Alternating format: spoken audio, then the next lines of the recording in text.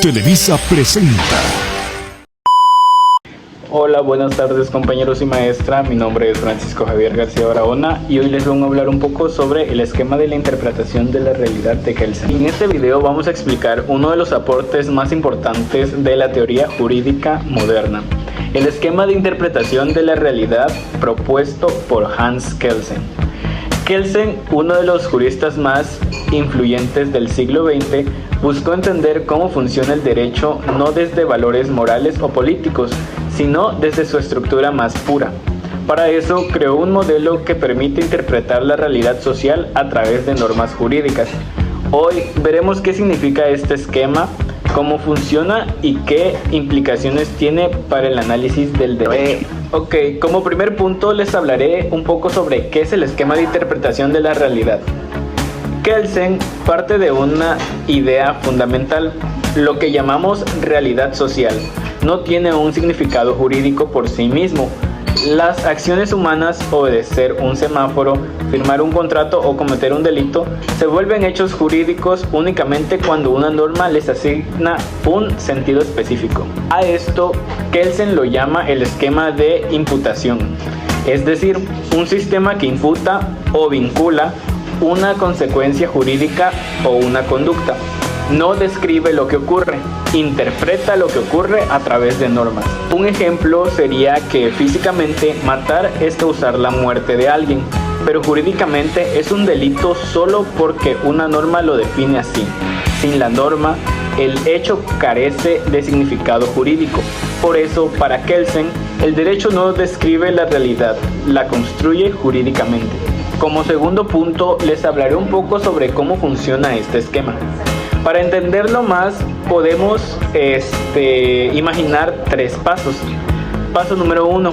Existe un hecho social, una acción humana como conducir sin licencia. Paso número 2. Una norma jurídica interpreta ese hecho. El Código de Tránsito dice que conducir sin licencia es una infracción. Y como último paso, la norma imputa una consecuencia, es decir, multa, retención del vehículo o sanciones administrativas. Este proceso jerárquico, cada norma obtiene su validez de una norma superior, es decir, hasta llegar a la famosa norma fundamental, que es un supuesto teórico. Es decir, el derecho funciona como una estructura que da sentido jurídico a los hechos mediante normas conectadas entre sí. Les hablaré un poco sobre por qué Kelsen dice que este esquema es puro. Bueno, Kelsen insiste en que su teoría es una teoría pura del derecho porque excluye elementos externos como la moral, la política o la sociología. No porque estos no influyan en la vida social, sino porque mezclarlos distrae del análisis estrictamente jurídico. Como tal, el esquema de interpretación sirve, entonces, para analizar el derecho exclusivamente desde su estructura normativa, normas, competencias, sanciones y validez. Esto le da coherencia interna y permite estudiar el sistema jurídico como un conjunto organizado y lógico. Como cuarto punto, les hablaré un poco sobre el análisis y aportes del esquema. El esquema de interpretación de la realidad tiene varias consecuencias importantes.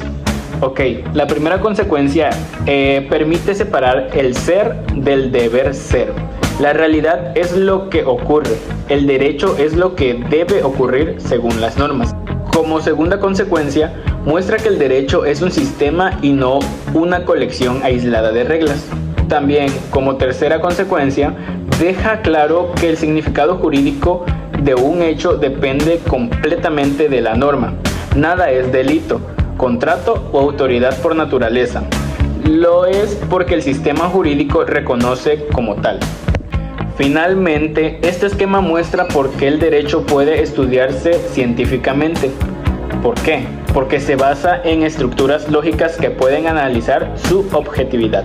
Para concluir, les diré que el esquema de interpretación de la realidad de Kelsen no es solo un concepto teórico, es la base para entender cómo los juristas analizan hechos, normas y decisiones. Gracias a esta idea, el derecho se ve como un sistema coherente que da sentido jurídico a la realidad social. y aunque ha recibido críticas, por ejemplo, que deja fuera la dimensión ética del derecho, su influencia sigue siendo central en la teoría jurídica contemporánea.